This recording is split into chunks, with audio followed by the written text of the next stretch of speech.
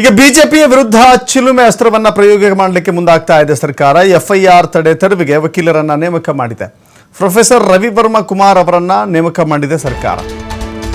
ಚಿಲುಮೆ ಅಕ್ರಮವಾಗಿ ಮತದಾರರ ಪಟ್ಟಿಯನ್ನ ತಿದ್ದುಪಡಿ ಮಾಡಿದಂತ ಆರೋಪವನ್ನ ಚಿಲುಮೆ ಸಂಸ್ಥೆ ವಹಿಸಿಕೊಂಡಿದೆ.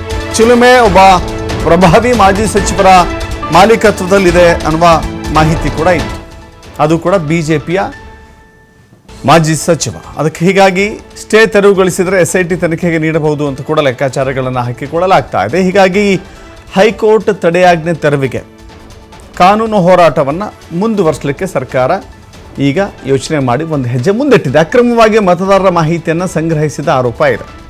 ಮತದಾರರ ಮಾಹಿತಿಯನ್ನು ಅಕ್ರಮವಾಗಿ ಸಂಗ್ರಹಿಸಿದ ಮಾಹಿತಿ ಚಿಲುಮೆ ಖಾಸಗಿ ಸಂಸ್ಥೆಯ ಮೇಲೆ ಆರೋಪ ಎದುರಾಗಿತ್ತು. ಈ ಸಂಬಂಧ ಪ್ರಭಾವಿ ಬಿಜೆಪಿ ನಾಯಕರ ವಿರುದ್ಧ ಆರೋಪಗಳಿದ್ದಾವೆ. ಹೌದು, ಪ್ರಭಾವಿ ಬಿಜೆಪಿಯ ಮಲ್ಲೇಶ್ವರಂನ ನಾಯಕ, ಅದನ್ನು ಸ್ಪಷ್ಟವಾಗಿ ಹೇಳ್ಬೋದು.